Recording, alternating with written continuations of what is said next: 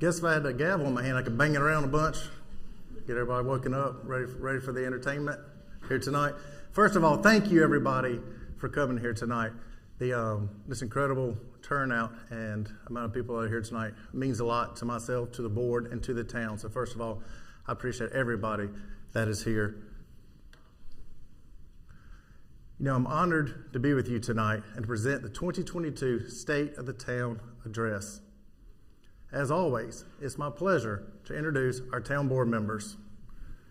Mayor Pro Tem Larry Smith, Commissioner Bill Harris, Commissioner Marilyn Gardner, and Commissioner Brian Haynes is out of town this evening. Thank y'all.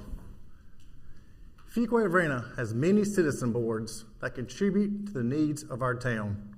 Tonight, we have representatives from the Planning Board, Board of Adjustment, Parks and Recreation Advisory Board, Friends of the Arts Center, Fuquay-Varina Downtown Association, and Black History Stakeholders Group. Please stand to be recognized.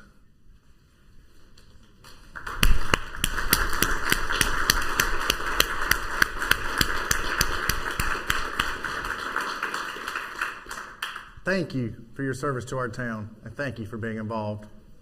Also in our audience tonight, we have former Mayor John W. Byrne, which the building is also named after. John, thank you for being here tonight.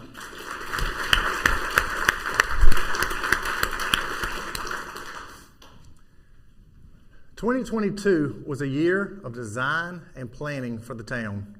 Building anything, be it a house, a road, or a large construction project, takes excellent planning, sound design, and input from multiple stakeholders. Citizens provided feedback on 19 projects last year. In 2023, the town will begin to see the fruits of that planning as projects get rolled out. Before I dive into that, let's take a quick look back at this year's annual video. Accomplishments from 2022 are recaps in a fun and quick-paced theme we can all identify with. So sit back and enjoy game night. Scott?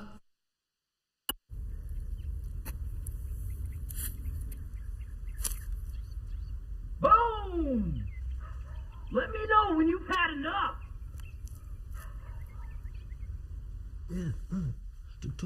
Moonwalk. Oh! Maybe we shouldn't do family game night anymore because I'm just going to win every time. Oh. So what's next? Because I got a real monopoly over tonight, and I'm a hungry hippo. For more risk, if you're ready to get into more trouble, if you understand my clue. You know, I was just in town the other day and picked something up. I think it's just the game for tonight. What is Fuquay-Land! Someone say Fuquay-Land? Hey, count us in too. Nice, it's the 2022 edition. Let's get started. This Fuquay favorite finished 2022 with a record number of sold-out performances and 173% boost in total class registrations. What is the Fuquay Arts Center? These two stores announced big plans to set up shop in Fuquay. What are TJ Maxx and Pop Shelf? For the first time, Fuquay was presented with this fiscal award. What is the Distinguished Budget Presentation Award? This company plans to extend its fiber optic cabling facility, adding nearly 100 new jobs to the area. I guess they'll have to be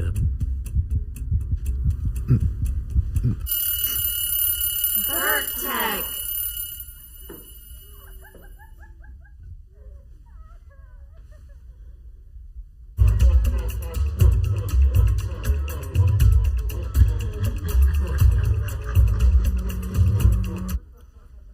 Good heavens. The inflow and infiltration study in the Cape Fear Basin to protect the environment and decrease wastewater treatment costs, along with construction on the Sanford Water Treatment Facility and the North Harnett Regional Wastewater Treatment Plant expansion project.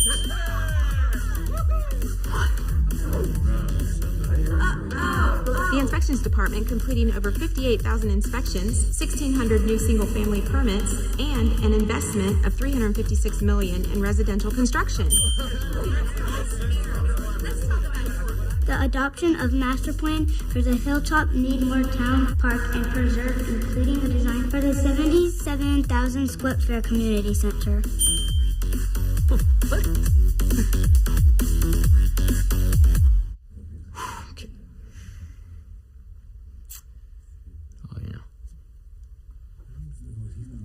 The chorale performs at Carnegie Hall. The dance program heading to Disney. The hiring of the developmental liaison. It's a spaceship. A spaceship. A rocket? It's the new Spartan ladder truck fire station #1 god. Oh, sweetie. That's the mobile app? Construction on fire station #4. Public Works having nearly 14,000 customers, collecting 2,500 tons of recycling, 21 tons of yard debris, and over 21,000 tons of garbage.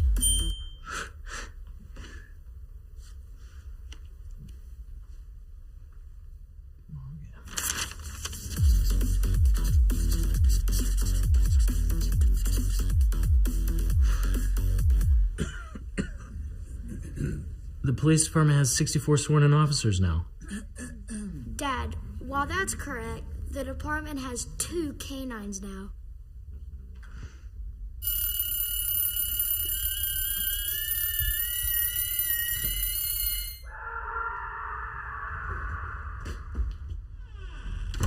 Listen up. We're in the final round of the game and we're down a ton of points. We've got to turn this around. I can't keep up. I'm just not good at this game. Look at me, Richard. You're embarrassing yourself out there. You know this. Don't focus on doing things perfectly. Just communicate. We can do this. We're a team. So take a deep breath and remember it's just a game. To recruit and retain the best talent within Fuquay, the town implemented this. Oh, pay study.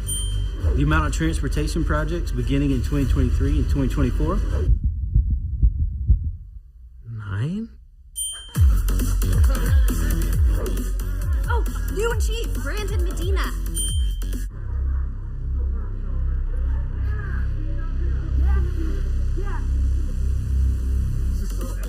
Oh!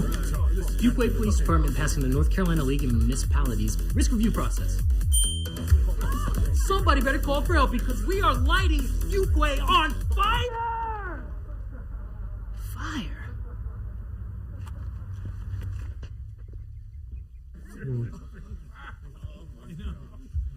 We're proud of you, Dad. Good job. Hey, what about next time we bring this game to Grandpa's? Yeah. Uh-oh. Sorry to bother you, sir, ma'am. We got a call about a cult planning an arson in the neighborhood. Do you mind if I come in and take a look around? Yeah. Yeah.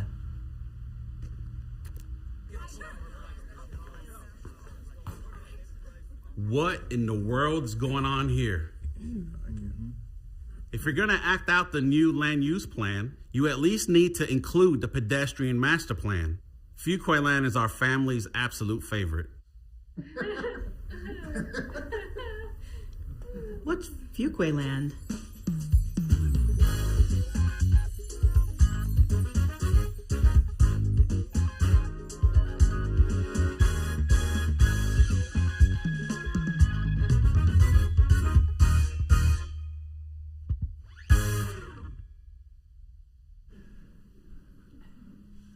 Kind of like Monopoly at Fuquay-Varina, but this is Fuquay land. So it's our own version of it.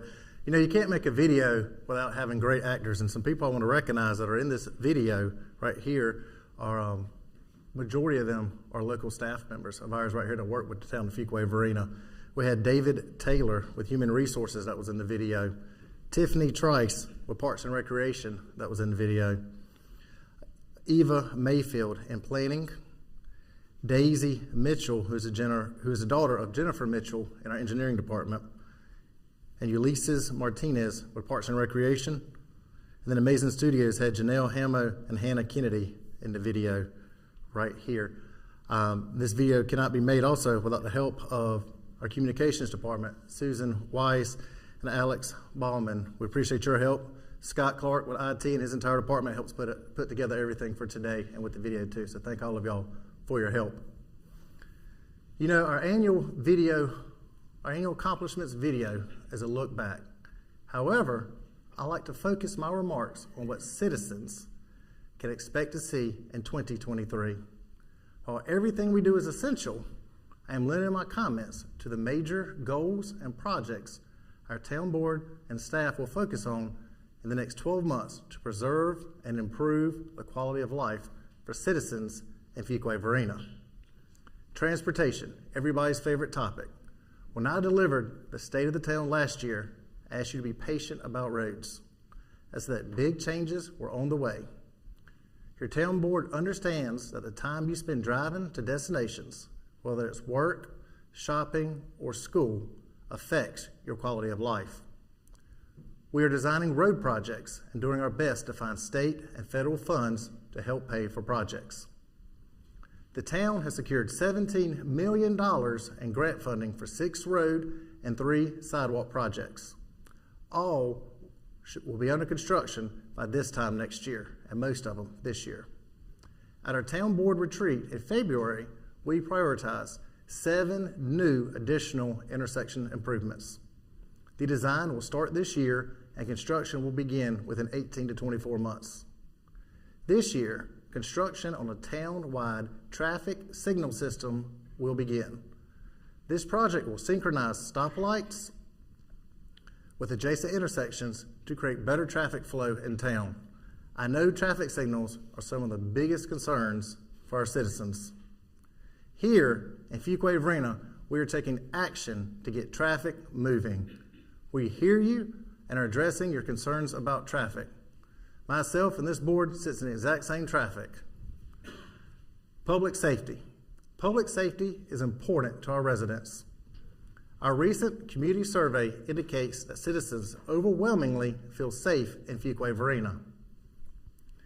We have incredible fire and police services and are committed to keeping Fuquay-Varina one of the safest places in North Carolina.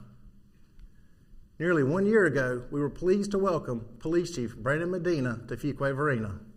He has done an excellent job with proactive and community policing, with more than 2,100 hours of mandatory training and 125 certifications. Our police officers are well trained. Later this year, Fire Station number 4 will open off Wade Nash Road. This state-of-the-art facility will be a model for firefighter health and safety and is expected to reduce response times to the Needmore community in all areas north and west of downtown Fuquay-Varina. This year, our fire department will bring on 8 new fire recruits from the Career in a Year program. We also plan to add police staff and the necessary cars and equipment for both departments. This past November, the passing of Fuquay-Varina Fire Chief Tony Malden left our town, family, and the community overcome with sorrow. However, I believe Chief Malden will be very proud that command has passed to his Deputy Chief, Jim Jones, who has served in that role for 20 years. Our town board and management are pleased to have Chief Jones lead the department into the next chapter.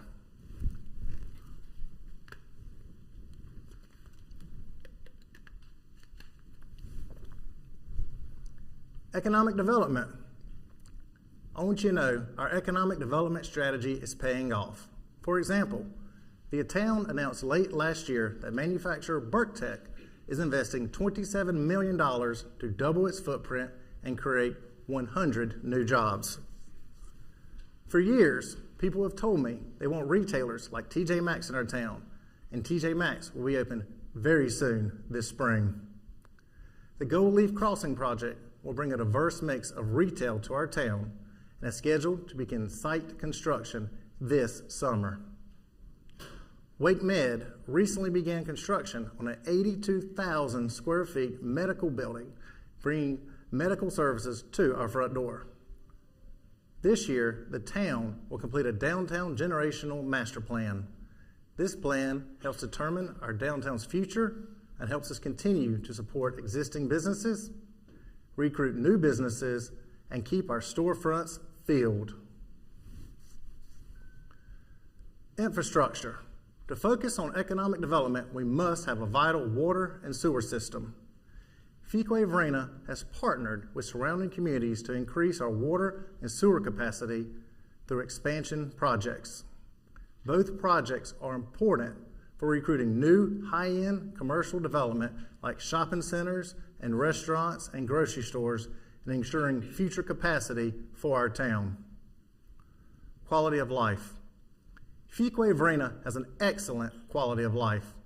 In 2023, we will update our parks and recreation facilities master plan, prioritizing renovations and new construction within our 17 parks. The Community Center North, located on Hilltop Nemore Road, will begin construction this year. This multi-generational facility will house an active adult center, basketball courts, and an indoor walking track, among many other features. I look forward to enjoying the Community Center North with you very soon. Our Arts Center is thriving and is fully booked with great shows this coming year. Get your tickets quickly, as many events sold out in 2022. Last year, we expanded the Follow Me to Fuquay-Varina concert series from 6 to 8 concerts, and I want you to know that that will continue this year. The Action Park tennis courts are currently being renovated and will open this spring. Greenways and trails are a priority for citizens. The town will continue to identify opportunities to add these critical recreational spaces. Our youth sports program continues to set records. More than 4,000 kids signed up this spring, and we anticipate the sports program will continue to grow and excel. Soccer is the most popular youth sport in the town, and my kids love that sport too. In February, the town released a Black History Month video series that helped raise awareness of African American achievements in our town.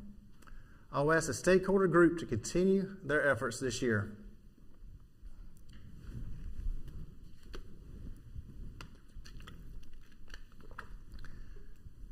Financial strength. I want you to know that Fuquay-Varina is financially strong. The town will strive to continue receiving awards for excellence in financial reporting. In addition, we will continue to be transparent and keep our AAA bond rating. Last year, many of you completed the community survey, and your responses will be used to guide decisions. Your input is essential. I am proud to be your mayor and optimistic about our town's future. I often say that the sun is shining brightly on the town of Fuquay-Varina. We are a place where people want to live, work, and raise a family.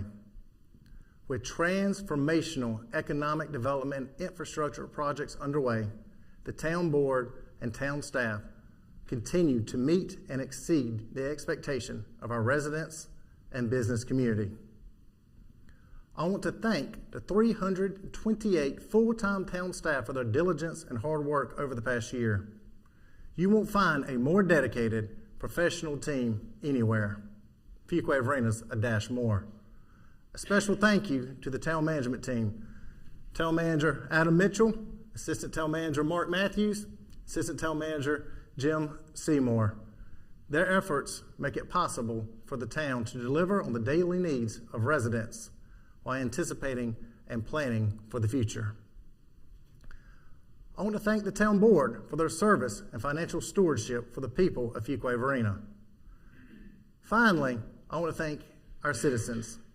We cannot do what we do without our citizens and without the input and care that our community has.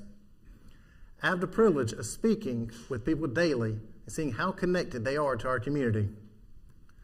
Thank you for helping to make Fuquay-Varina a dash more. Thank you.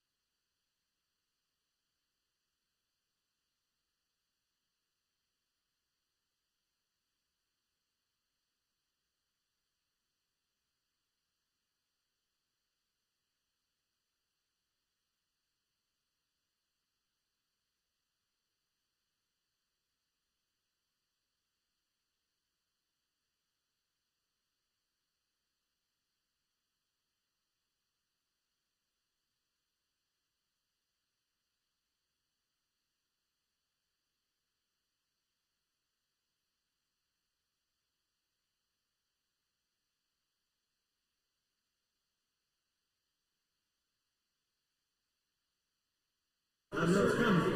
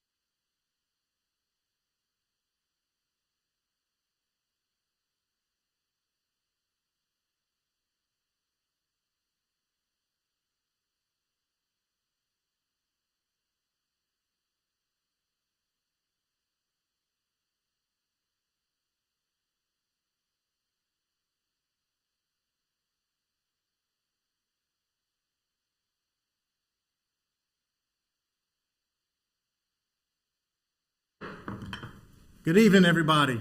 Welcome. I call to order our March 6, 2023 regular scheduled Board of Commissioners meeting. I've asked Mayor Pro Tem Smith to lead us in our invocation and Parks and Recreation Advisory member Keith Willis to lead us in our Pledge of Allegiance. Please stand. Let's pray together. Heavenly Father, Lord, thank you once again for allowing us the opportunity to gather together tonight as a group of citizens in the Fuquay-Varina community. Lord, we thank you for the opportunity to review some of the highlights of the past year, but the sobering thought is that we have a lot more work to do in the coming year. So, Father, I pray that you'll grant us wisdom as we discuss issues that affect each and every one of us here in our community. And as always, Lord, we just thank you for the opportunity to live in this country, in this state, and right here in this very community of Fuquay-Varina. I pray you'll continue to bless us and give us wisdom. We pray that everything that we do and say here tonight would be pleasing in your sight. We ask these things in Jesus' name. Amen. Amen. Pledge allegiance to the flag of the United States of America and to the republic for which it stands, one nation, under God, indivisible, with liberty and justice for all. Thank y'all. Meeting protocol. At this time, I ask that Town Manager Mitchell review the meeting protocol for public participation as it relates to this meeting. Adam, good evening. Good evening, Mayor. Good evening, board members. It's good to be with you tonight. Tonight's town board meeting is both in person and live streamed on the town's YouTube channel and Facebook page.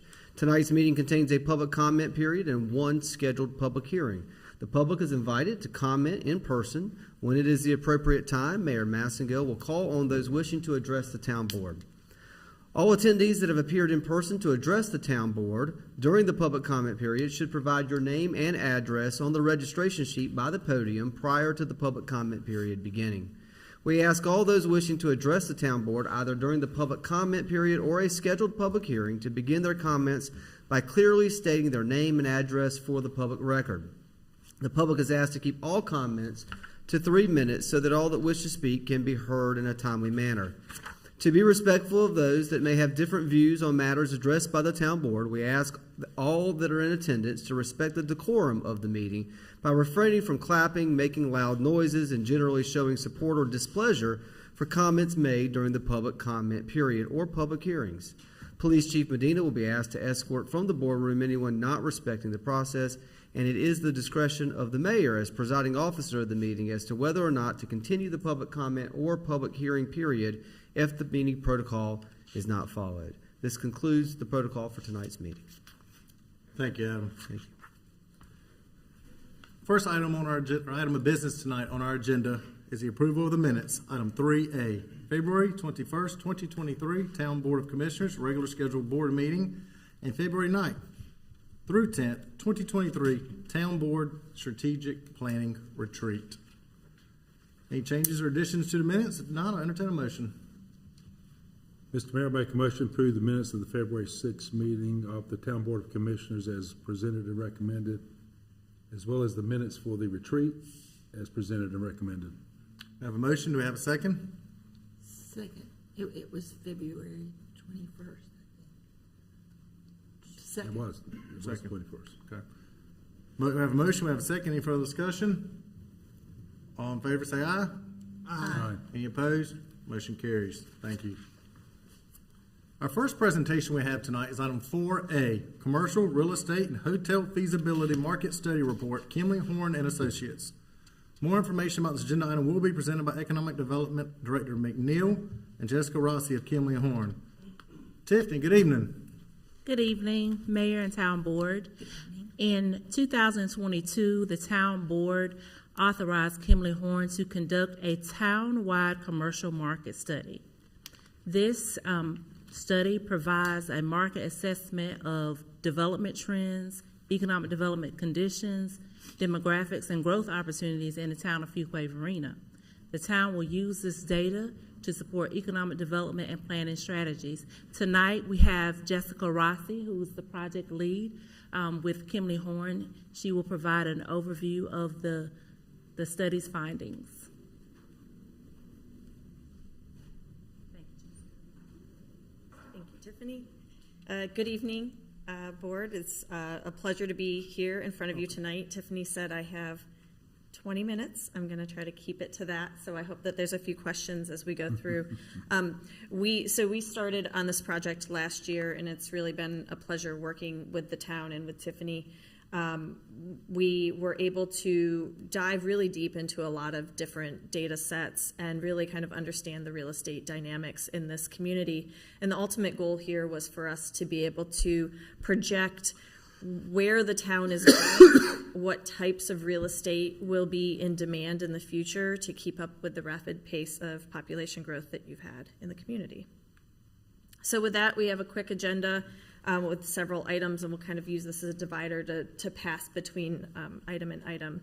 So as I mentioned, we used a phased process for this analysis, where we started by assessing the community from a demographic perspective, from an economic development perspective, and from a real estate perspective.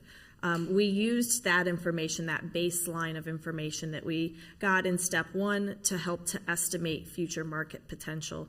And Tiffany's right. There's a variety of ways that you could use this data in the future.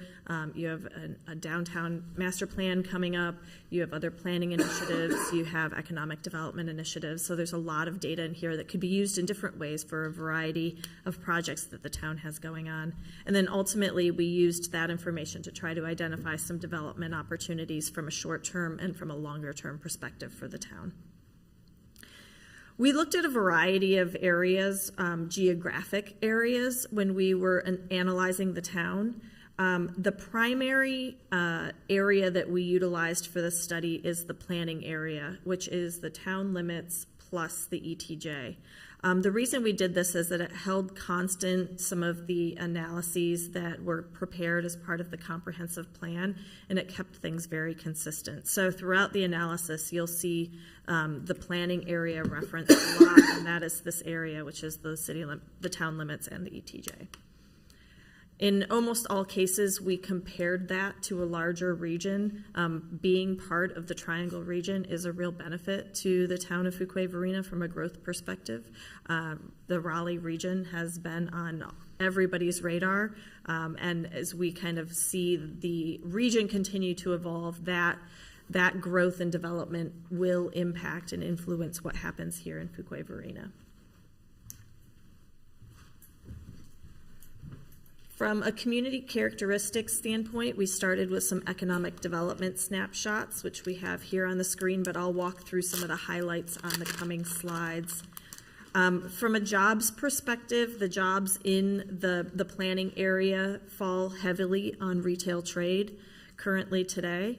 So about 21.9% of the jobs are made up of retail trade, wholesale trade, and transportation positions. But within that 21.9%, the majority of the jobs are in retail trade positions. So where you would go to a store, it's the employees of that store is what that represents.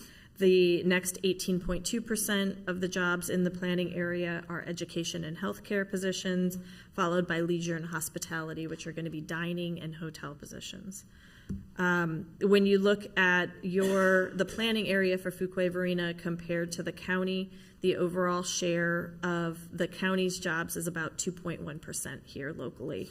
The highest percent is other, which is a wide variety of things, but when you jump down after that, the next sector that comprises the largest share of the county total is manufacturing, followed by construction and natural resources.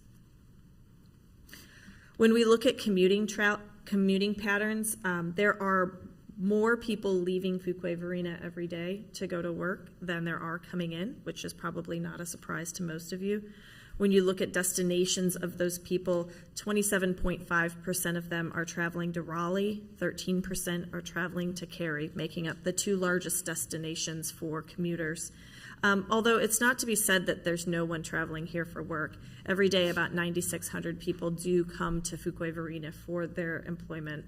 And so while it's a little off balance, there still is a good inflow and outflow share between people coming in and residents leaving for work. From a population standpoint, there's no surprise there has been tremendous population growth between 2010 and 2022. The annual growth rate for the town of Fuquay-Varina was 4.9%.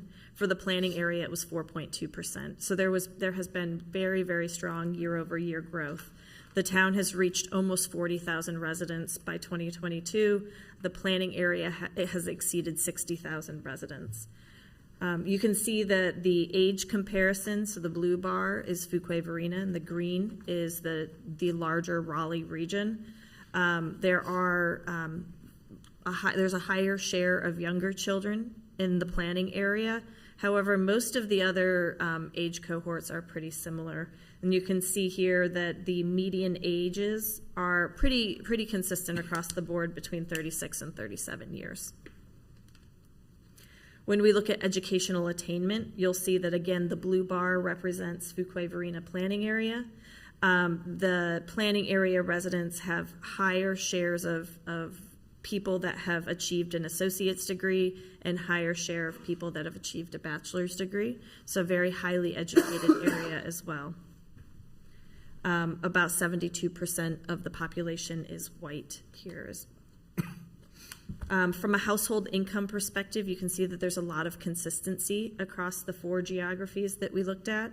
The town's median income is about just shy of $92,000 per year, where the planning area is just a little bit higher at $96,684.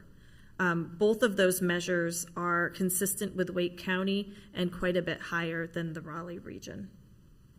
And you'll see, which is kind of interesting in this graph, there's a very high share, more of a quarter of the households in the planning area earn more than $100,000 per year, and nearly half of all the households in the planning area earn more than, a quarter earn between $100,000 and $150,000, and more than half earn more than $100,000. So while the focus of this analysis was on commercial land uses, we did do an investigation into residential, because a lot of the drivers of what demand will be in the future for commercial uses is going to be based off of household growth. So we wanted to understand the dynamics of the housing stock here. You can see that the planning area is the median year built, so the housing here is newer on average, about 2001. The median home value is higher, and there's a higher share of owner-occupied units when compared to the Raleigh-Durham CSA. What I think is interesting in this graph, so this graph is tracking residential building permits. So we started in 2004, before the Great Recession of 2007 to 2009. Where you were averaging as a community about 595 single-family residential permits per year, and about 7 multifamily permits. What we see in a lot of communities is the Great Recession having a tremendous impact, which you can see here in this graphic as well.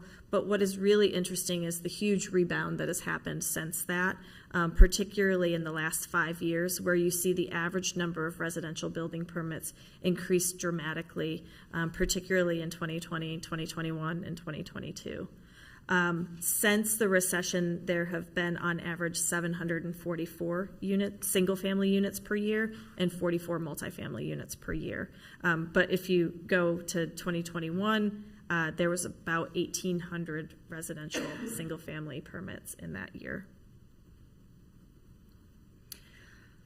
This mimics that information. So this is closing data. So the number of for-sale housing, how many housing sales that year. You can see a pretty drastic increase, particularly starting in 2015, reaching some record numbers in 2020 and 2021. So a lot of residential activity again. Coming with that is price point increases. Both the planning area and surrounding Wake County have experienced pretty strong increases in your residential for-sale price points. The planning area reached $473,000 on average last year. That was year to date, so it was almost a full year worth of data. I think we had data through October. The Wake County has had a very similar increase, but they do have a slight premium over the planning area. There's just under 1,900 multifamily units in the planning area. This is focusing primarily on rental units, so rental units in professionally managed communities. You can see that the vacancy rate here has been a little bit more reactive than the larger market, and part of that is due to the smaller inventory of units. There was a new community that came online in 2018, which caused the vacancy rate to escalate very quickly, but it has come down equally as fast while that community has leased up. So right now, the planning area has a slightly higher multifamily vacancy rate than the Raleigh market, but has been improving quickly. So from a retail perspective, we started looking at what we consider to be a gap analysis. One of these was prepared for the comprehensive plan. We reviewed that one. We updated this one. The findings are relatively similar. The people that live here are traveling outside of the community to meet their retail needs. So it is what we experience here in Fuquay-Varina is really a retail leakage. There's a couple sectors that are pretty balanced, so that would be food and beverage and general merchandise stores, and I think a lot of that is driven by the success of some of your unique dining offerings in your downtown. But you can see there's pretty significant leakage in mostly every other retail sector. We looked at a slightly different geography, not to complicate matters too much, and so in the report you see some different analyses for this. We wanted to understand where people travel and how they travel to reach their retail needs. So in this presentation, I did end up distilling it back down to the planning area just for ease of describing it. But in the report, you can see that we looked at it from different vantage points to make sure that we're really capturing where people are traveling to get their retail and where Fuquay-Varina has the ability to pull from a household standpoint. Vacancy rates for both the planning area and the Raleigh market are very low for retail, right around just over 2% for both geographies. And what I think is interesting is we've seen a very, very strong increase in retail lease rates in the planning area in recent years, actually exceeding now the Raleigh market, which is pretty incredible. So that's speaking to this momentum that is happening on the retail front. We also see it in your development pipeline. So the projects that have been approved, there's a lot of activity happening, and I think that's going to kind of continue to drive demand and activity for retail in Fuquay-Varina today.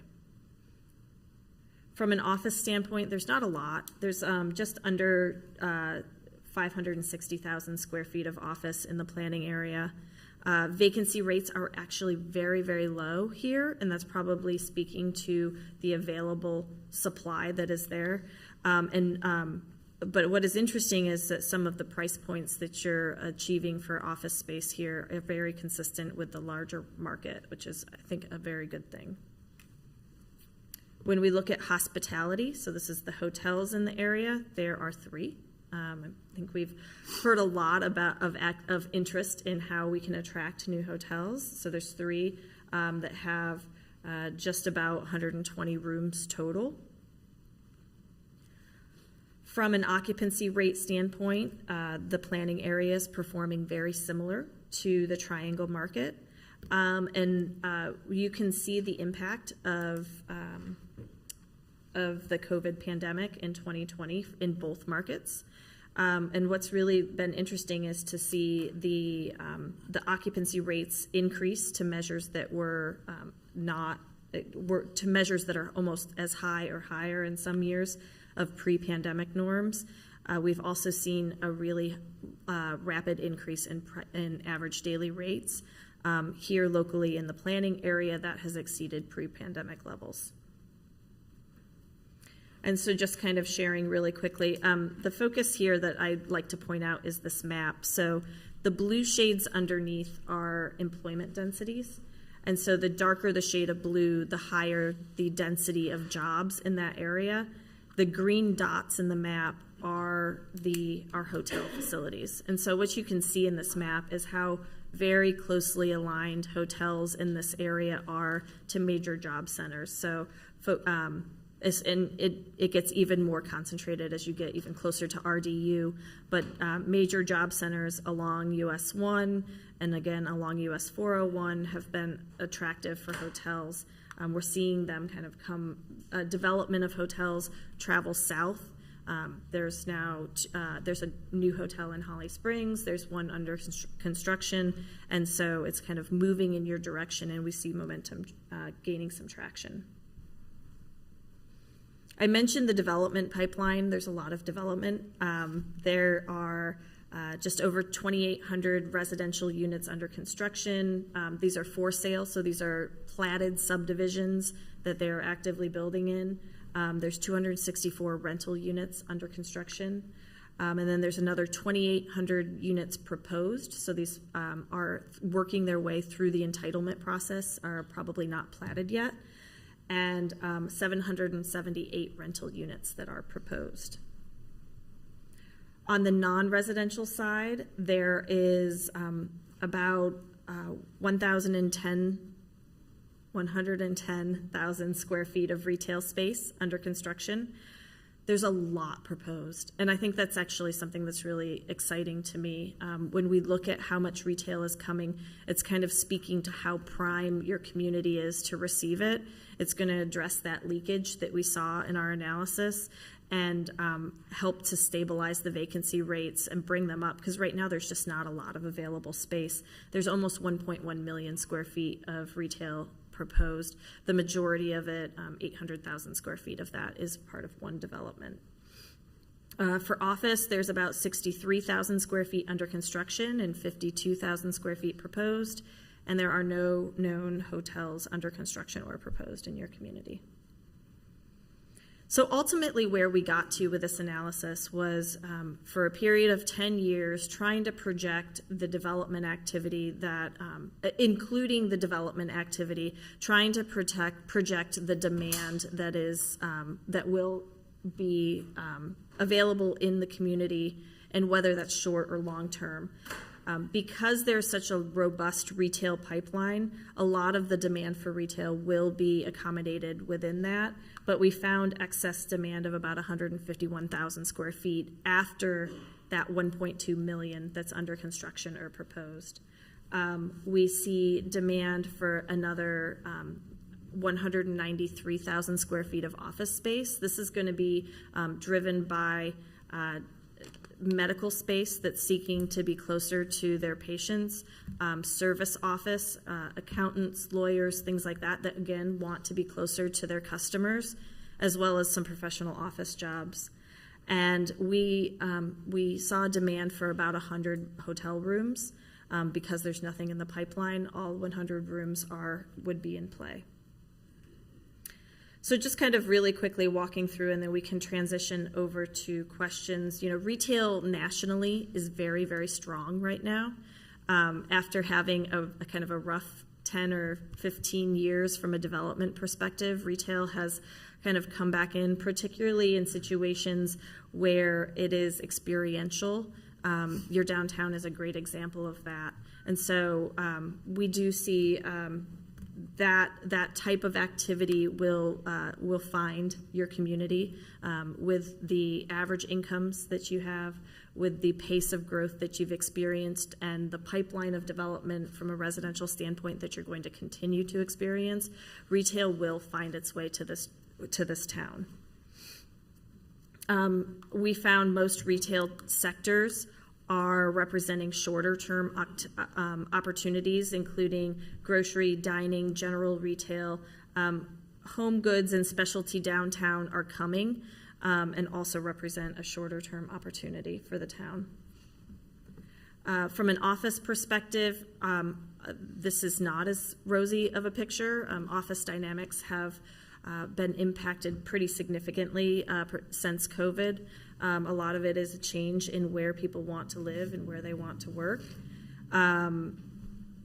The interest rates right now are also impacting office development. So office very likely in your community is going to be a little bit of more of a mid to longer term play.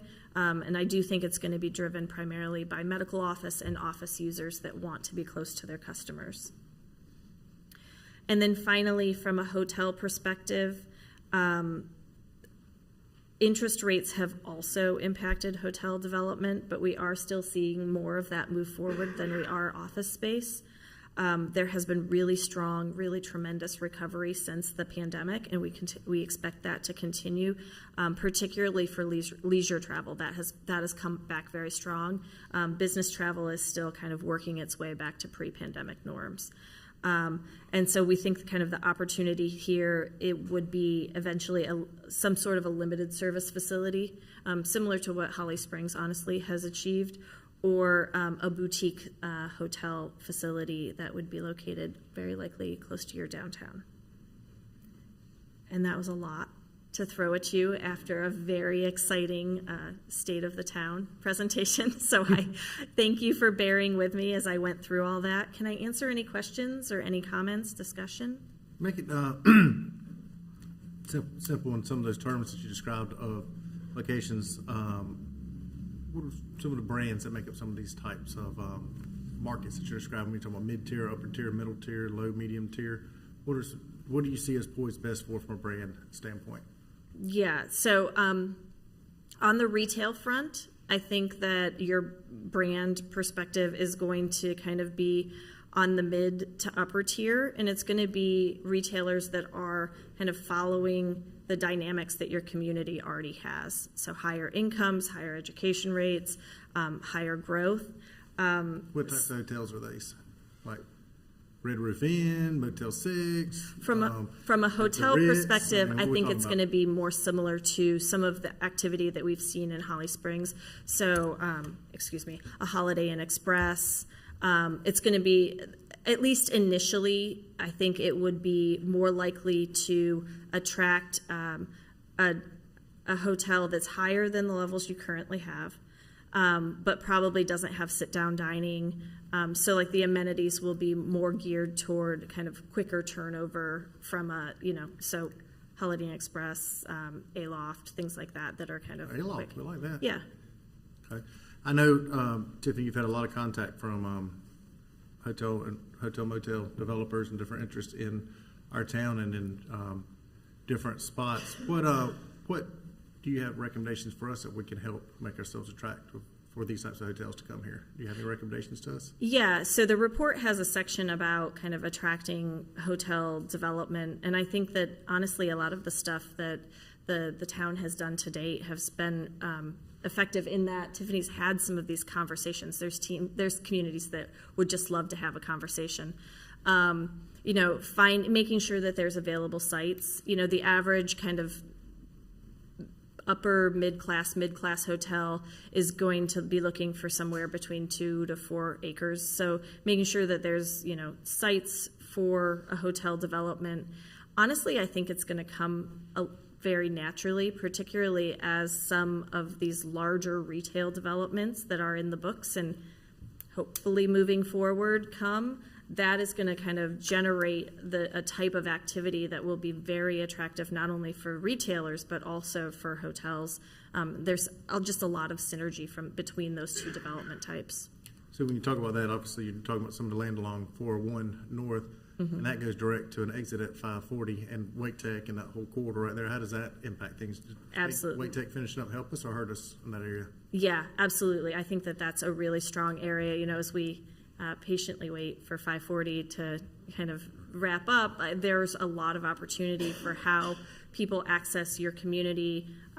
It brings in a whole nother aspect of hotel demand that you don't have a ton of right now, which is kind of highway traffic, people that are moving from point A to point B, but this is a really attractive place to stay. Right now you don't have that highway aspect of it. Usually people who are seeking hotel stays are coming here for a reason, whether that's one of your major employers or it's, they're coming to visit family or enjoy the area or come enjoy, one of your great breweries downtown. And that's something we often tend to promote ourselves in the town about is as more people move here, yes, we always hear people, we talk about traffic and those concerns, but also it's what helps these hotels and this higher end retail to come along. Does that feel accurate? Yes, absolutely. Yeah.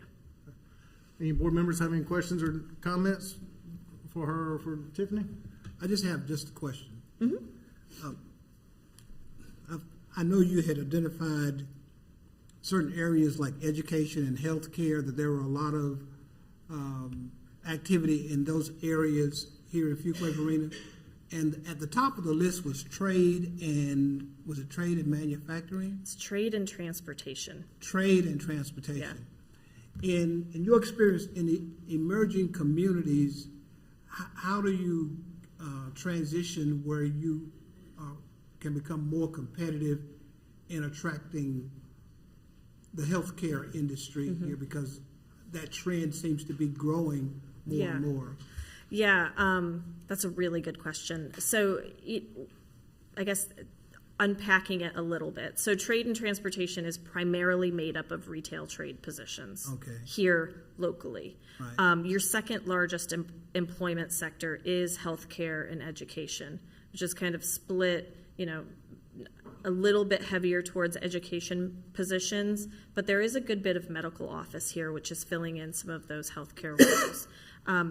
I think that it's just a function of your community growing and reaching a threshold. And I think that this is kind of a response that I have for a lot of aspects of commercial real estate. I think your community is reaching a threshold where services are needed. So having medical services, when you look at the age profile, it's certainly a younger community with families, but there's also a lot of aging population that are going to kind of continue to generate need for healthcare positions, and that could be in the form of a medical facility, but it could also be in the form of medical office space that has a smaller practice. What do you think of what Commissioner Harris said? We mentioned earlier tonight about Wake Med's facilities under construction, nearly 80,000 square foot right there, ancillary medical facilities that will come with that? Mm-hmm. Absolutely. Yep. And I think that it's those types of synergies. So all this great stuff that's already starting to happen in your community, I think is going to kind of trigger, because you've reached a threshold in size, because you have a lot of dynamics that, when retailers go online and just put in some quick search terms and are kind of zooming around at 50,000 feet, just looking at population dynamics, the jobs of an area, you're checking an awful lot of those boxes. And so I think the momentum that you're going to start experiencing on the commercial real estate front is going to be pretty notable, and you already see it in your development activity. Thank you. Any further questions for Ms. Rossi or Director McNeil? Okay. Thank you. Thank you for your time tonight, ma'am. Appreciate you coming in. Thank you very much. I appreciate it. Next item on our agenda, our second presentation, Year of the Trail Storyboard Presentation and Proclamation. More information about this agenda item will be presented by Communication Director Weiss. Susan, good evening. Hey, good evening. The North Carolina General Assembly has designated 2023 as the Year of the Trail to promote and celebrate the state's trails and greenways. And I believe Mayor Massengill is going to read a proclamation here in a few minutes on that. Our Parks and Recs Department and Information Technology Department and Communications got together to try and figure out how we could best highlight and let our citizens know about the 11 greenways, trails, and walking paths that the town has, and put all of that information in one place and easy to find and easy to utilize. And so we've got this cool technology that our communications and marketing specialist has been working with IT on. And so I'm going to let Alex Bauman show you how to use it and how neat it is. Here you go, Alex. Alex, I know you've done a lot of work on this, so thank you. Yeah, thanks for having me. So, like Susan said, in celebration of the Year of the Trail, I worked closely with Max Kirschling from IT to create what's called a GIS story map. We're referring to it as an interactive trail and greenway map. And the map, it's mobile-friendly, desktop-friendly, allows users to explore those 11 Town of Fuquay-Varina trails, greenways, and walking tracks. Just to kind of walk you through it here a little bit. If you scroll through, you'll see that each section has a brief overview of the trail, including distance and other features of the facility, such as playgrounds, picnic shelters, and when applicable, it will link to town-sponsored programs or events that take place in that location. You can see on the Hilltop Needmore Town Park and Preserve section, we've got outdoor education classes linked, and then there's also a detailed trail map that we could link there.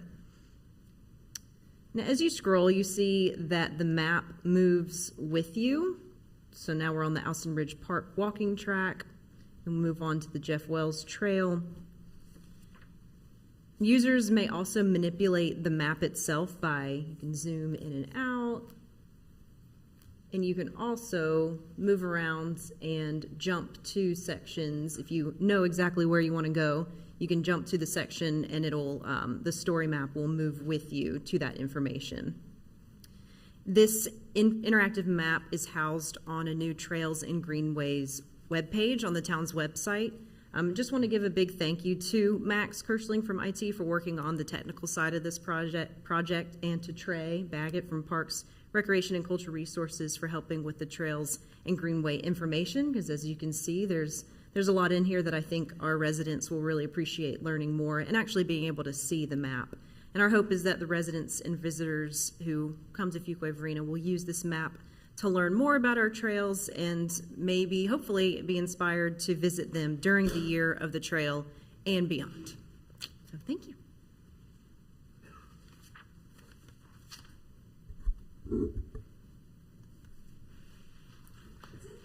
Alex, thank you. This has been an exciting item. As mentioned earlier, this evening, Greenway Trails and walking throughout our community, not just walking in downtown and on sidewalks and connecting point A to point B, but outside enjoying Parks and Rec and being able to be on greenways and greenways that connect neighborhoods. And as the town approves development, most all neighborhoods are required to have sidewalks or greenways that connect to other areas and ways to be mobile and walking. And so this right here, many times I get questions from citizens about where greenways are, and I direct them to our Parks and Rec website, and then hear how the Year of the Trail map really highlights where they can go walk at, and it's great. And I think many of these pictures, or all those pictures, are actually direct pictures from our greenways right here in Fuquay-Varina. They're not stock photos of somebody else's greenways. So we have tons of greenway trails, and you can start all the way at South Lakes, and from South Lakes you can connect up to Honeycutt Park, all the way back up to sidewalks and other pathways to get to our parks and into downtown Fuquay-Varina. And same with Austin Ridge and Bass Lake Trails and Holly Springs, all of that area. All the towns have plans to be able to connect the Greenway Trails all the way across Wake County. And so as development, each of these pieces happen, the puzzle gets completed. And so this right here is going to help our citizens be able to know where they are and be able to experience them here in town. So thank y'all for, putting together that work and being able to work with the state on that, as it's been the Year of the Trail. And so I have a proclamation here that I'm going to read that is official for Fuquay-Varina. Whereas North Carolina's natural beauty is critical to its residents' quality of life, health, and economic well-being, and whereas the trails that span across Fuquay-Varina are an integral part of the recreational possibilities and promote an enjoyment of scenic beauty by our residents and our visitors. And whereas parks, greenways, trails, and natural areas across Fuquay-Varina and North Carolina are welcoming to all and provide a common ground for all to access rich and diverse natural, cultural, and historic resources. And whereas our state's nature trails range from rugged footpaths on mountain ridges to bikeways along abandoned railroad corridors, from canoe trails on our state's rivers to bridle trails in the rolling Piedmont, and from trails through state parks to footpaths, and greenways through local neighborhoods. And whereas trails offer quality of life benefits to all who live or visit Fuquay-Varina and North Carolina, serving as expressions of local community, character, and pride, as outdoor workshops for science education, as tools for economic revitalization, as accessible alternative transportation, and as sites for social and cultural events. And whereas the town of Fuquay-Varina has over 12 miles of greenways and walking paths, the town of Fuquay-Varina has made developing additional greenways a priority. And whereas the North Carolina General Assembly designated 2023 as a Year of the Trail in North Carolina to promote and celebrate the state's extensive network of trails that showcase our state's beauty, vibrancy, and culture, and whereas North Carolina is known as the Great Trails State. Now, therefore, I, Blake Massengill, Mayor of the town of Fuquay-Varina, do hereby proclaim 2023 as a Year of the Trail in Fuquay-Varina and commend its observance to all people. Thank y'all for helping put together this agenda item tonight, and I do believe our citizens will enjoy these trails, and hopefully they'll attend them all. 12 miles is a lot of trails, a lot of distance to be covered. Thank you. Next item on our agenda is the public comment period. At this time, the town clerk will call on individuals that are in attendance and have registered to address the town board prior to the meeting. The public comment period is a time for the public to address the town board about any matter that is not the subject of a scheduled public hearing. Those speaking are asked to begin by clearly saying your name and address for the public record. Please limit your comments to 3 minutes in order that all who wish to speak may be heard in a timely manner. Rose, do you have anybody signed up? There are none. Thank you, Rose. There are no items tabled from previous meetings for tonight's agenda. However, we do have a public hearing. Public hearings are a time for the petitioner to present his or her request and for the public to give input and voice their favor or opposition to the request. If you wish to speak and are physically in attendance, please step forward to the podium one at a time. Provide your name and address on the registration log at the podium and clearly state your name and address for the public record. We ask all those addressing the town board to please limit your comments to 3 minutes in order that all who wish to speak may be heard in a timely manner. Public hearing, item 7A, Town Code Amendment, Town of Fuquay-Varina, Land Development Ordinance, Amendment Number 22, CTA-2022-08. More information about this agenda item will be presented by Planning Director Davison. Pam, good evening. I am entering the agenda abstract and supporting documents into the official records of the town. I am also thrilled to present this agenda item in an abbreviated summary instead of reading the whole thing. So this amendment is reflective of requests made by management and staff in order to better align the land development ordinance with the goals of the town, provide more flexibility in the development process, and to correct general errors and technical oversights. We've had several months of use since the permitted use table update in May of 2022, and as a result, staff is proposing some minor cleanups as well as the renaming of a few categories for clarity's sake. Residential development, ancillary residential, and non-residential uses fall in that category. Staff has also added 2 uses that were previously allowed uses but were left off the permitted use table: row house and temporary recreational vehicle. Excuse me. A new use to the town is tobacco and or CBD retailers. This would be places like vape shops or convenience stores whose sales of tobacco and or CBD are more than the other items they retail. As the town grows, staff wanted to be sure to establish development standards for uses not previously included in the LDO. Throughout this amendment, there are several instances of corrections to references in other parts of the LDO. The town has released the LDO as a flipping book document, which has greatly increased the user experience. One of the best options in a flipping book is hyperlinks for the references.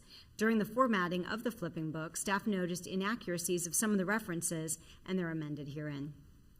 A major update included in this amendment is the addition of an expanded minor in the ETJ.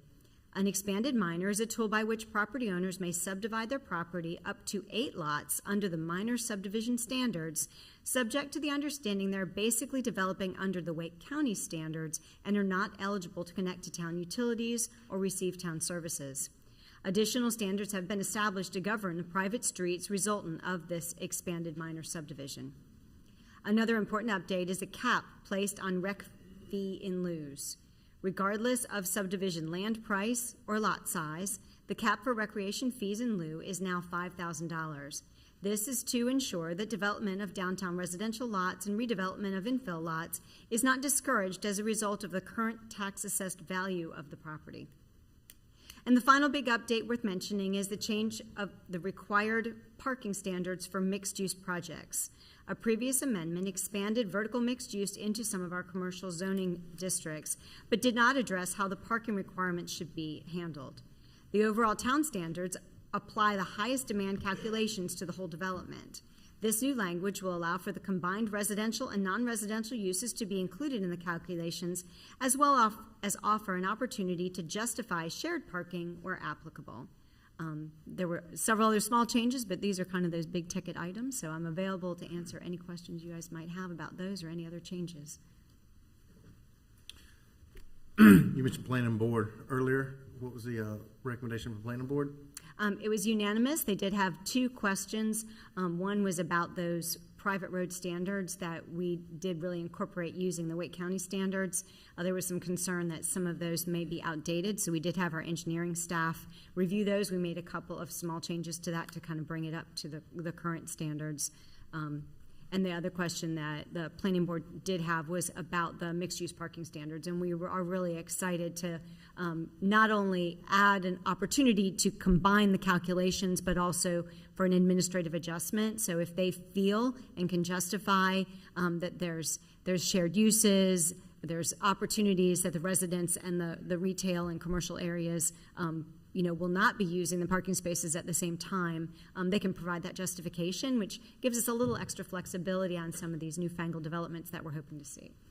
So you think, it sounds like what you said is you believe the adjustments on those is where we've had some new mixed-use buildings get built. It's going to help make it flexible, help encourage those to get built in our town? Right. So the mixed-use buildings that we have currently are all in our form-based developments, DC1, DC2, and the other form-based. And those either do not have parking standards or have very specific parking standards. In downtown, there are no parking standards for the non-residential, only 1.25 spaces for the residential units. So doing it in our general commercial district is where we ran into the little hang-up, because there are very specific parking standards in those districts. But the goal is to encourage more mixed-use development. And allow for more flexibility based on those uses.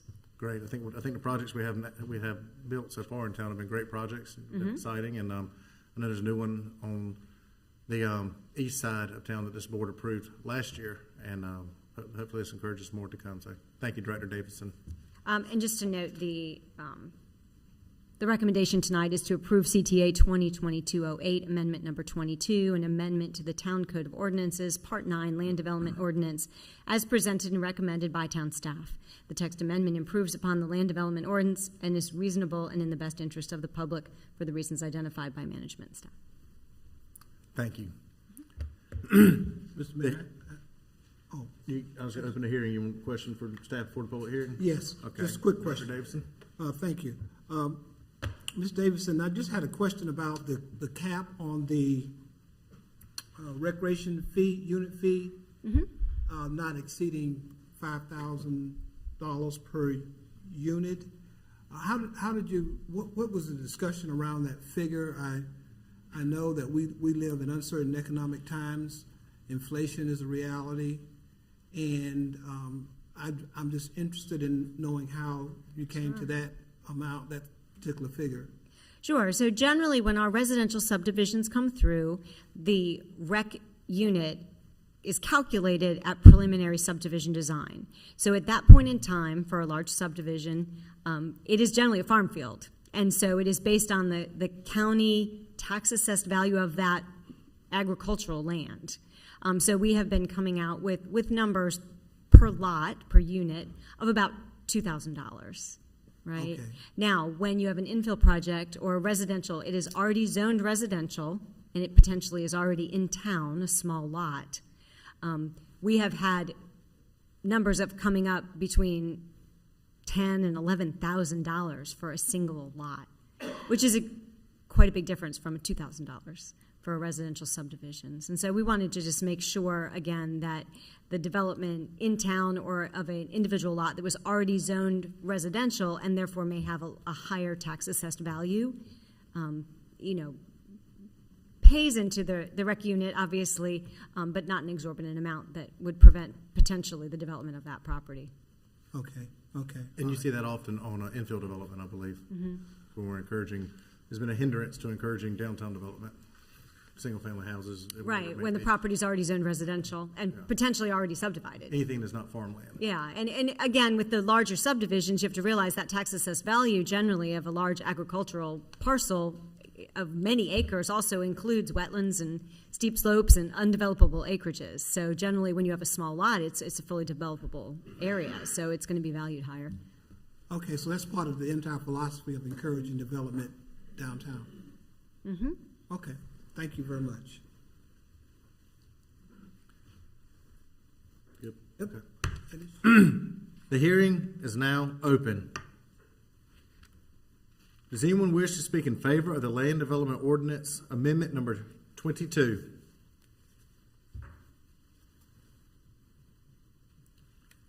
Does anyone wish to speak in opposition to the Land Development Ordinance Amendment number 22? The hearing is now closed. Any discussion by the board, or what is the pleasure of the board?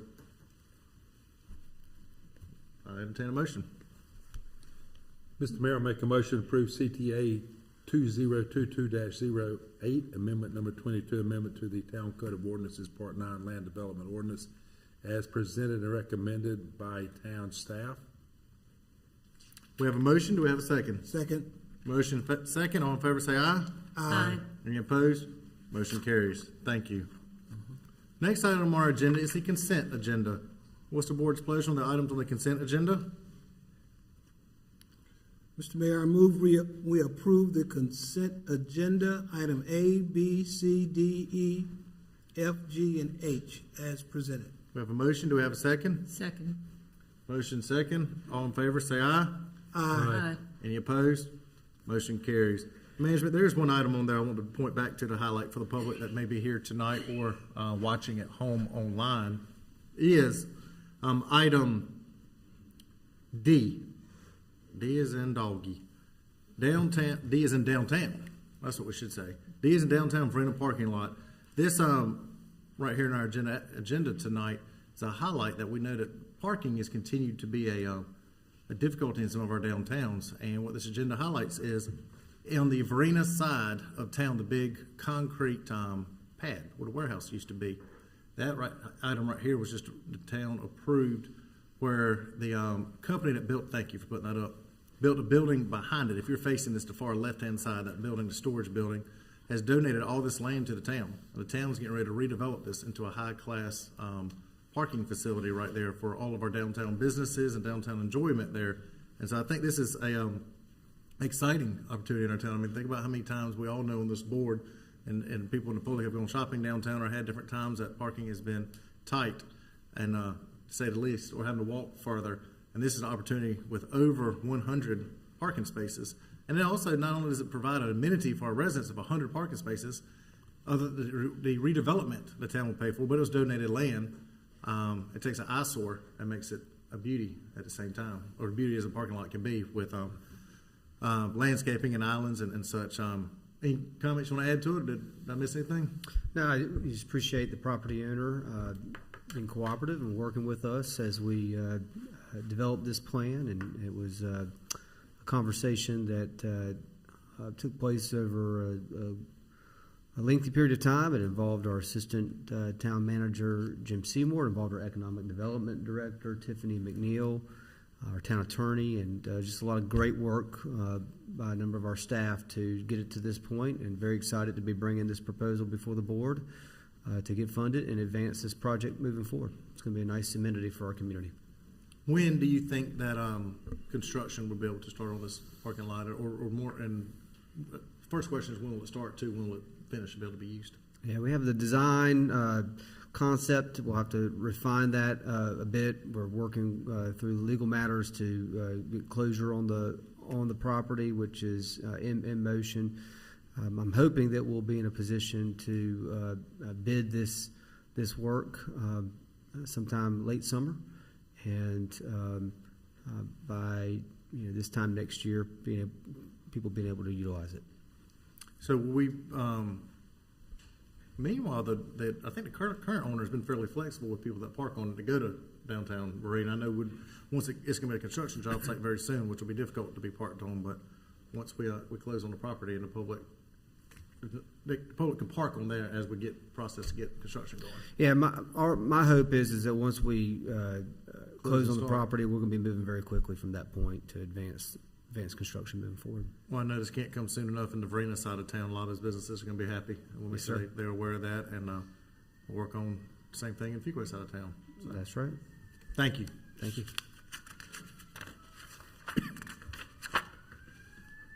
Administrative report, item 10A, budget amendment, BA 23-38, project ordinance, amendment and contract award, Terrible Creek wastewater treatment expansion project. $5,383,490. More information about this item will be presented by Public Utilities Director Wagner. Mike, good evening. Good evening, Mayor and Commissioners. I have item 10A, and the purpose of this agenda item is to consider agreement with Crowder Construction Company for design build services, which will be supported by Hazen and Sawyer. In 2017, the Terrible Creek Wastewater Treatment Facility had a capacity expansion up to 3 million gallons a day, and it was permitted up to 6 million gallons per day. It was thought that the increased capacity would meet expected growth needs through 2035, but through the planning process, we've determined it is now time to look to expand that facility.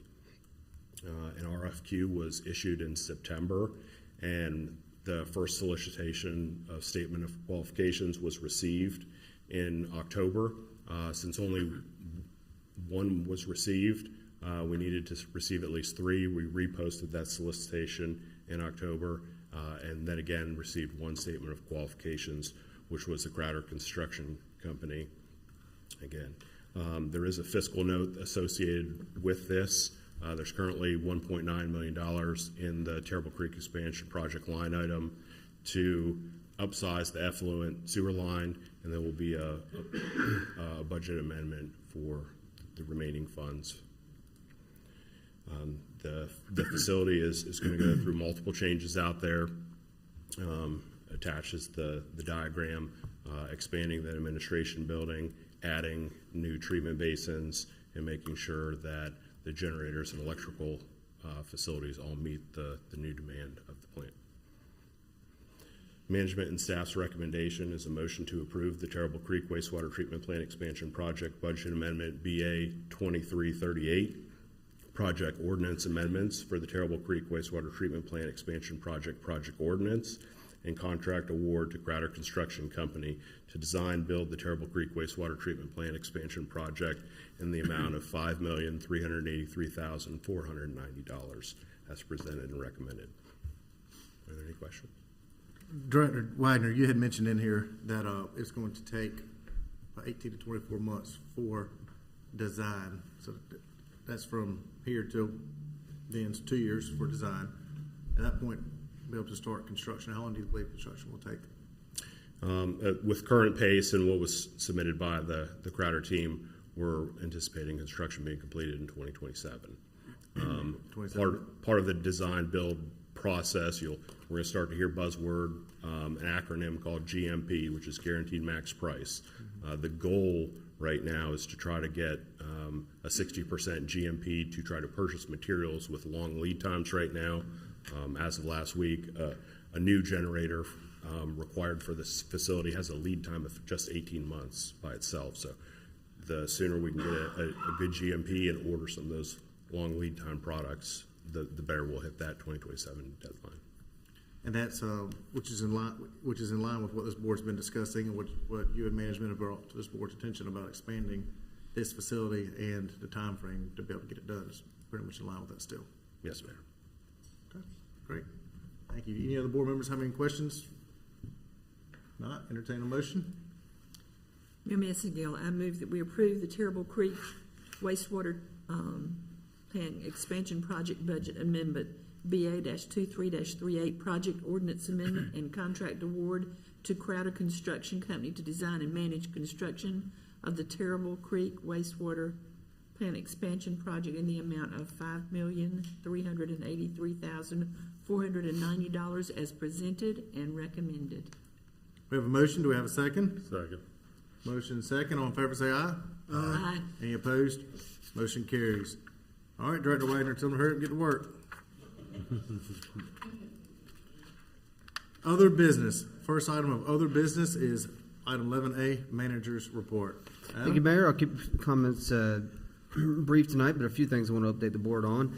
Do want to let the board know that management and finance department staff and department directors will be quite busy over the next several weeks into the next month or so in meetings on the development of the fiscal year 24 budget. We started today meeting with department directors. Management and staff did all day, and we've got several of those meetings lined up for the next several weeks to work through our various departments, as well as evaluate revenues and capital projects, new personnel, capital equipment, everything that goes into preparing a balanced and recommended budget and 5-year plan. So that process on the heels of our town board retreat is in motion right now. And so we're working hard to put together a plan that meets the vision of the town board as well as that of the citizens of the town. So excited about what's to come forward there. The IT and the finance department are scheduled to upgrade the town's credit card payment system on Wednesday, March 8th. We have put out some information about this on our town website and on our social media pages. This migration will require a brief outage in accepting e-utilities, e-permits, and over-the-counter credit card payments from 10 a.m. to 2 p.m. on March 8th. And this has been, again, shared over all of our platforms. Unfortunately, it's required to be done during the daytime because that's when the credit card merchants and billing companies are operational and working. So we got to do it during their hours of operation. But we're going to try to keep this outage to a minimum and hopefully not inconvenience our customers any longer than we have to get this migration and upgrade in place. The town's Parks, Recreation, and Cultural Resources Department has completed spring youth sports registration with over 4,000 participants. Mayor Massengale mentioned that earlier. Registered participants setting a new record.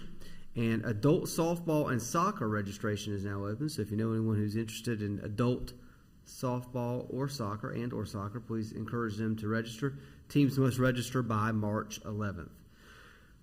Brian Gonzalez and Connor Cash started as utility maintenance mechanics in our water department on February 27th. So we want to welcome both of those gentlemen to our team. The Downtown Generational Master Plan Community Engagement Session is scheduled for March 23rd from 5 p.m. to 8 p.m. at the Fuquay-Varina Arts Center. Residents and business owners are invited to learn more about the importance of the plan and provide input on what they would like to see in our downtown districts. So please encourage those that you may know that have an interest in downtown to participate and be a part of this community engagement session on March 23rd, 5 to 8 p.m. The Art Center, a new mural is scheduled to be installed by local artist Jermaine Powell on the Abster building facing the Vance Street parking lot beginning as soon as this week, weather permitting. The mural will be a nice addition to our downtown and is made possible in partnership with Abster Realty and by a grant from the Raleigh Realtors Association. It's going to say, "Welcome home to Fuquay-Varina." So it's going to be a nice mural, very colorful and very exciting for our downtown. So please take a look at that as that work in progress takes place. And I do want to just thank, he's in the room, Chris Hennett. He is our inspections director. Chris has worked very hard to see that the former Tops Cleaner site has been addressed from a code compliance standpoint and from a remove the eyesore standpoint. And so I want to just thank Chris for staying on top of that. It was working with property owners out of the country, and that's not always an easy process, tracking those parties down and being able to advance a much-needed improvement in our community. So thank you, Chris, to you and your team for that effort.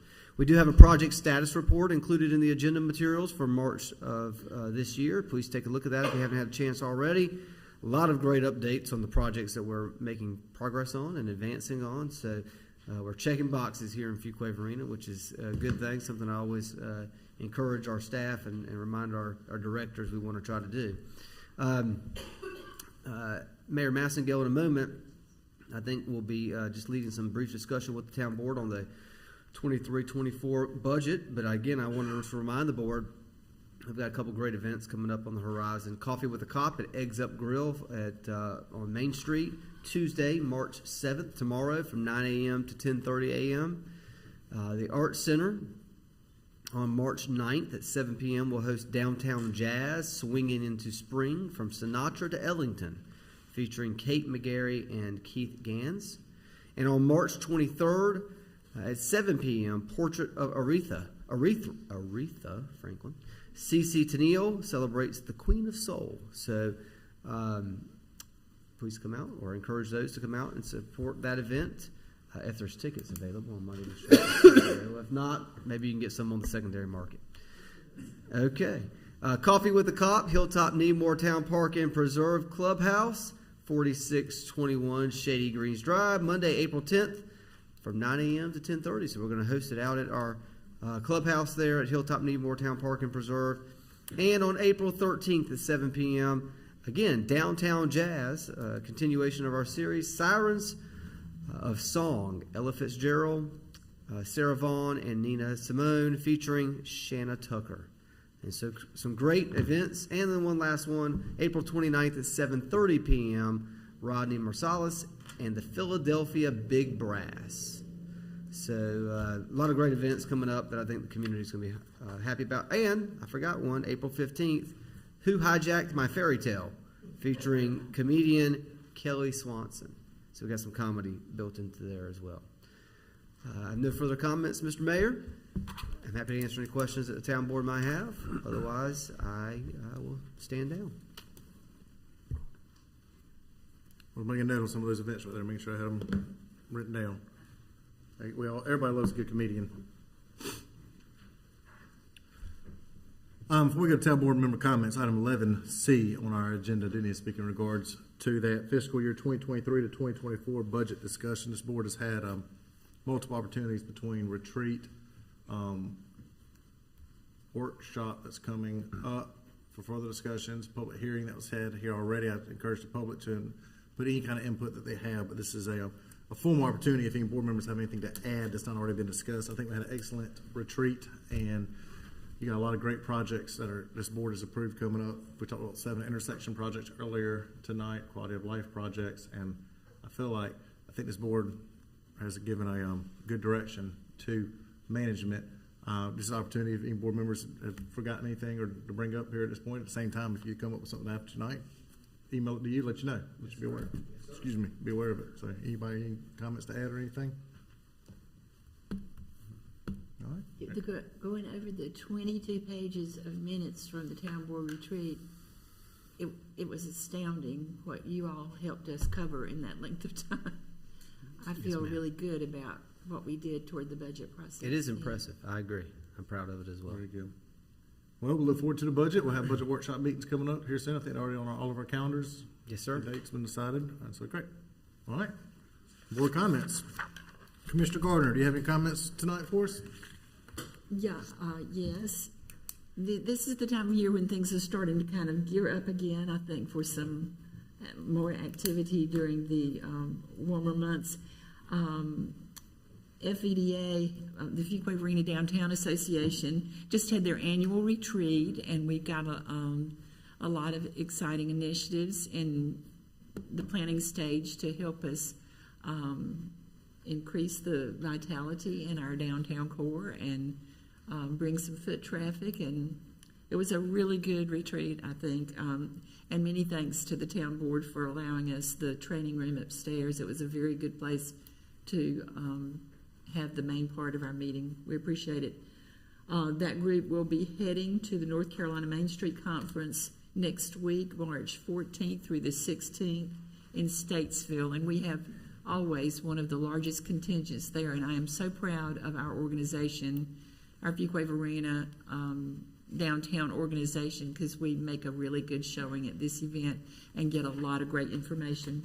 Also, the Friends of the Museum Heritage Day, the annual Heritage Day, is generally the first Saturday in May, and plans are underway for that as well. So that those are the two organizations I serve as liaison with between this board and those two organizations. So I just wanted to update you on what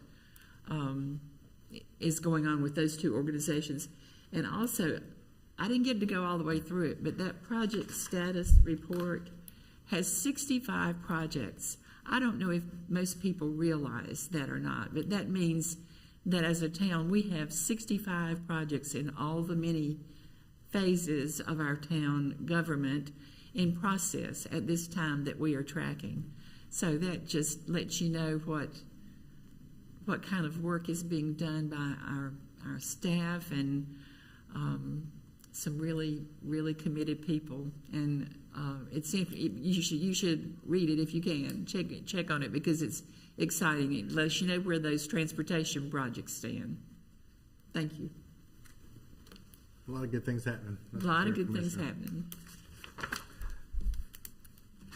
Commissioner Harris, any comments? Just a few comments, Mr. Mayor. First, I'd like to thank the management and staff and the communication department for producing such an outstanding state of the town video.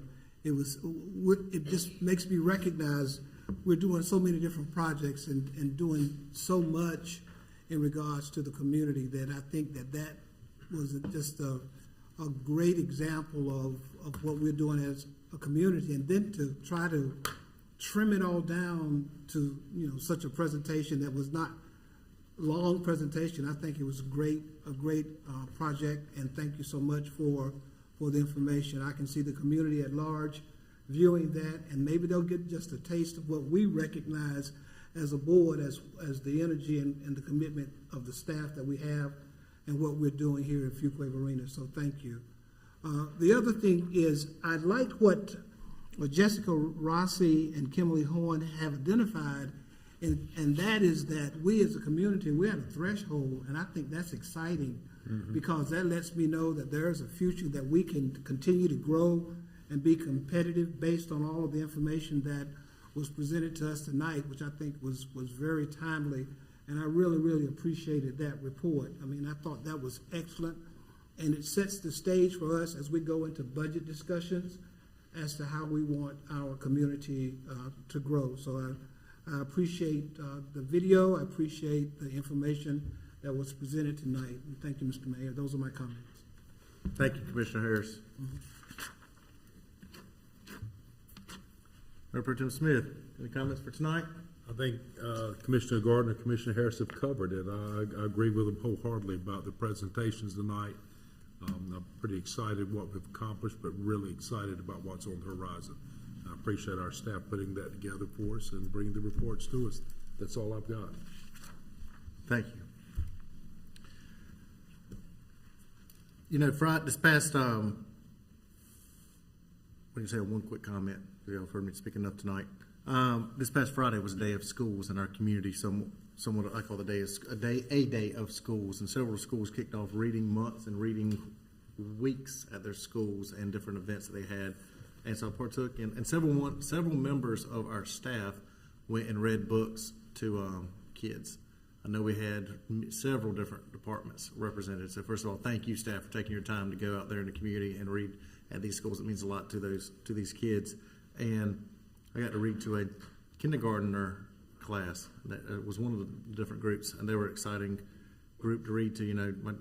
It's right in between my kids' ages, preschool and first grade, and so could relate to that a little bit. But it's always amazing seeing other kids. You think your kids are sometimes behaving. I realize other kids can behave much better than my kids can behave at the same time, but they can be good too. So it was funny though. I enjoyed it very much. And then I went to the middle school for a talent show, and that was very impressive what middle school age kids can do. 25 different talent acts, and so anywhere from singing, dancing, playing instruments, magic show, the 3 talents that won.